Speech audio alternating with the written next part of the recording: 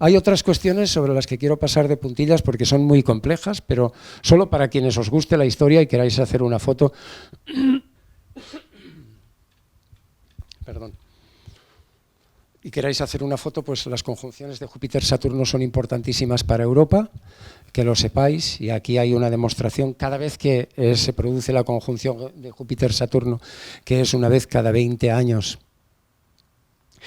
Europa tiene que reinventarse o tiene que renovar las alianzas, y lo de ahora es más que evidente, ¿no? El Brexit por un lado, las partidas presupuestarias super multimillonarias para salir de esto y cómo se sale. La esperanza para Europa, a pesar de todo y a pesar de todos los agoreros y catastrofistas y tal, fijaros que yo soy muy positivo con los ciclos astrales que hay y los que vienen, y la conjunción de Júpiter-Saturno hace prever que este es el momento de la reconstrucción de Europa. En lugar, hay mucha gente que cree que esto es el fin de Europa, el fin del euro, está tan cacareado todo eso por ahí, ¿no? Y están diciendo tantas barbaridades, pero si nos ceñimos a lo que han sido las conjunciones de Júpiter-Saturno, que es como trabajamos los astrólogos mundialistas, ver qué ha pasado antes para ver qué pasará en el futuro. Esto es la astromundial. La astromundial no se inventa nada, no saca nada de la chistera, no mira una bola de cristal, mira la historia y mira las efemérides planetarias, ¿no? Pero aquí tenéis un ejemplo bastante claro y creo que nos demuestra la importancia para Europa del momento actual, porque ahora es cuando se repite la conjunción Júpiter-Saturno, ¿vale? Esta conjunción, por poneros una anécdota, es muy interesante. Esto es un gráfico que hace Kepler en 1606, en un libro importantísimo que él publica entonces, y que Kepler estudió muchísimo las conjunciones de Júpiter-Saturno, que es lo que habían estudiado los astrólogos mundialistas en el pasado, ¿no? Y él lo estudia y llega a la conclusión de que esta conjunción, que es la que marca el nacimiento y el final de dinastías, de reyes, de mesías, etcétera, es la que marca el nacimiento de Jesucristo, y que por lo tanto no ha nacido en el año 0, porque esa conjunción se daba en el año -6. O en el 7 antes de Cristo, da igual, tened en cuenta que el 0 es el antes al 1, ¿no? Entonces, esa conjunción le permite pensar, porque había una grandísima concentración cuando nació Jesús en el signo de Piscis, y le permite pensar que no es, en el año que dicen que nació, sino en el año -6, como os digo, esta conjunción. Una conjunción que, por ejemplo, el astrólogo árabe Al-Kindi dijo también que la conjunción Júpiter-Saturno que hubo en el año 571 era la que anunció el nacimiento de Mahoma. Esto lo dijo mucho antes de Kepler, ¿eh? No se lo copió. Los astrólogos árabes, como os digo, trabajaron muchísimo estas conjunciones, que además tienen muchísima trayectoria en muchos sentidos desde el punto de vista astrológico, como os decía, para Alfonso X el Sabio, para Felipe II, que construye el Escorial bajo una conjunción Júpiter-Saturno, que eran los dos planetas más importantes de su carta astral, y la termina en 20 años a la conjunción siguiente, de manera totalmente estudiada y calculada, para que ese monumento, biblioteca, colegio, iglesia, etcétera, etcétera, estuviera en consonancia con los astros, como lo puso desde luego un suelo absolutamente talismánico y demás, pero además es que eligió el momento de la fundación, incluso la hora exacta de la primera piedra, en consonancia para que esta conjunción hiciera buenos aspectos a su carta, ¿no? Hay muchas anécdotas de este tipo que tienen mucho que ver con la astrología mundial, que la han utilizado reyes poderosos de todos los tiempos, pero que es interesantísimo saber que los reyes magos tienen mucho que ver con esto, que Kepler tiene mucho que ver con esto, que Felipe II, que Alfonso X. Nos llevaría a un larguísimo recorrido, pero no es ahí a lo que quiero llevaros, porque ya es bastante árida la astromundial como para meternos en historia.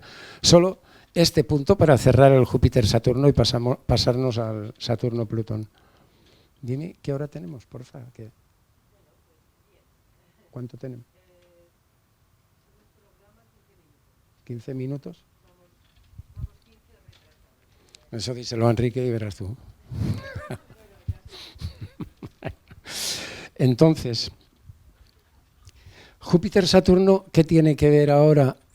tiene una cuestión importantísima también, porque se ha hablado mucho Piscis, Acuario, Acuario, Piscis, ¿no? Entonces estamos ahora en el tránsito de la era Piscis a la era Acuario. Esto es algo que se viene cacareando desde hace muchísimos años y que hay fechas para todos los gustos. Algunos dicen que entramos en la era de Acuario en el año 1700, otros que entraremos en el 2460 o 2700, y ahí hay de todo, una gama que te barajan cualquier... Hay que tener en cuenta que esta conjunción, la actual, la que está ya vigente y que se produce exacta en diciembre, en el signo de Acuario, es la que de alguna manera da el espaldarazo definitivo a la entrada de la era Acuario. Ahí estamos, entrando definitivamente. Lo que ocurre es que, ¿y por qué? Y ahora os lo explico. Lo que ocurre es que un cambio de era, pues es como la muerte de una civilización, no se produce de la noche a la mañana, y menos un cambio de era que suele durar mucho más tiempo, porque un cambio de era, bueno, no hace falta que os explique la precesión y tal, pero la cuestión es que una era dura 2160 años aproximadamente, tiene que ver con el cabeceo de la Tierra no solamente tiene rotación sobre sí misma y traslación alrededor del Sol, sino que hace un bamboleo, un cabeceo que tarda 26.000 años aproximadamente en dar cada vueltecita, ¿no? Como una peonza cuando la tiras, y ese bamboleo es lo que origina el cambio de eras.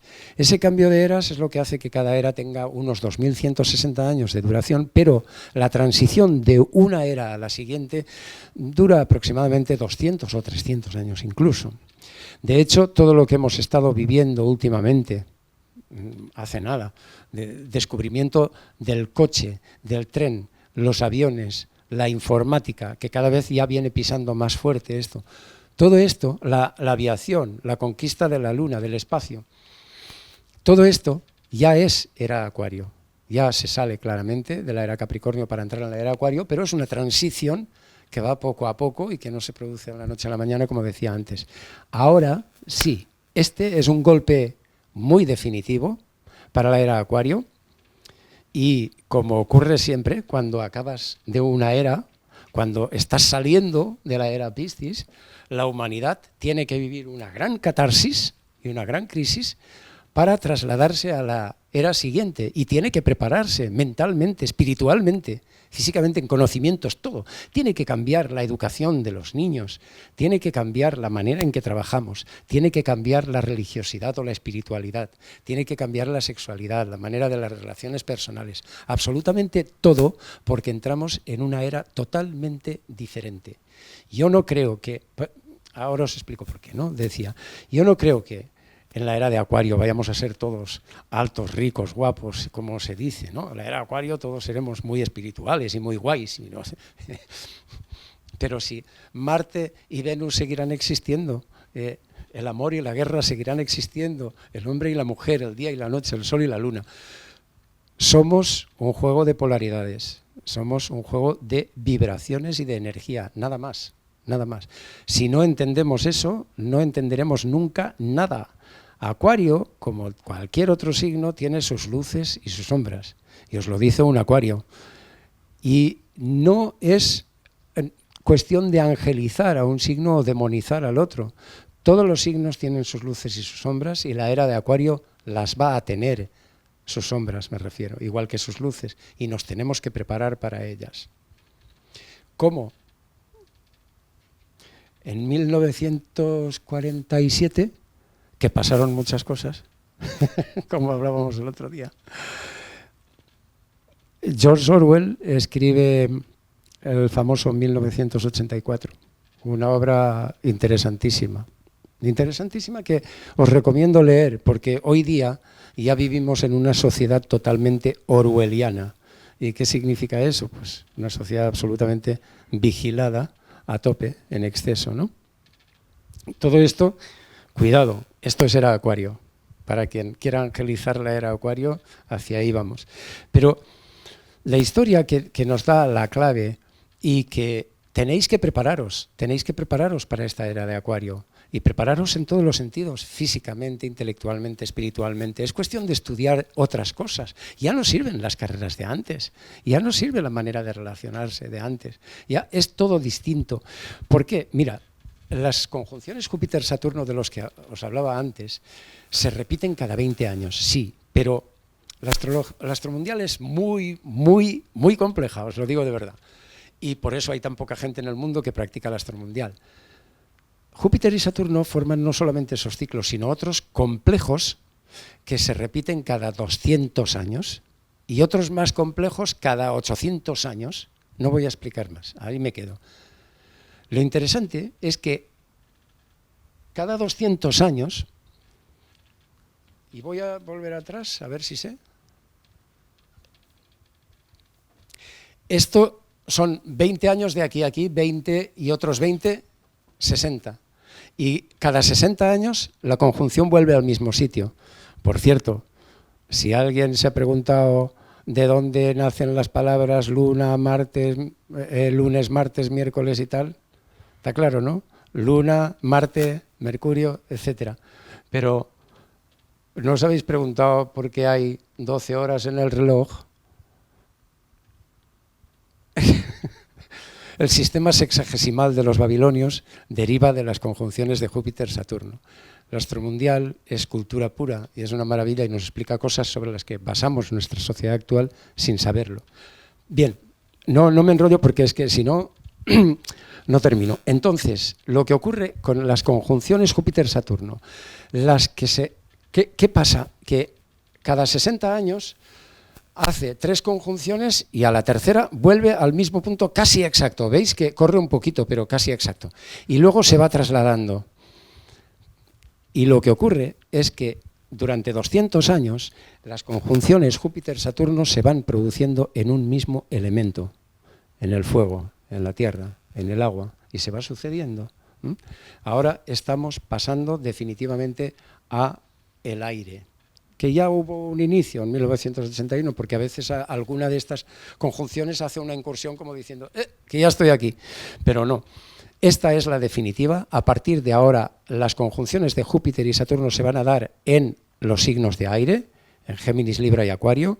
¿Y qué quiere decir esto? Bueno, pues para que lo entendáis, Acuario es el signo del futuro, Acuario es el signo de la innovación, de la tecnología, de todo este tipo de cosas, pero las 200 años antes, que quedan atrás de esas conjunciones, es cuando predominó la revolución industrial, la educación de entonces. Los ricos eran los petrolíferos, los que sacaban petróleo, los petroleros, no sé cómo se llaman, los dueños del petróleo, ¿verdad? Pero toda esta gente, los Rockefeller y todo estos, eran los ricos hasta ahora. Ahora los ricos ya no son esos, los ricos es Bezos, es el Zuckerberg, toda esta gente que ya está en las nuevas tecnologías y en la comunicación, enviar libros, relacionarnos por Facebook. Todo este tipo de cambios nos auguran y nos explican bien claro de qué va el cambio.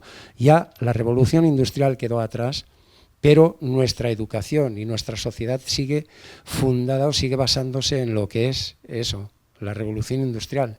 Tenemos que prepararnos para dar el salto. La era de Acuario es esto, ¿no?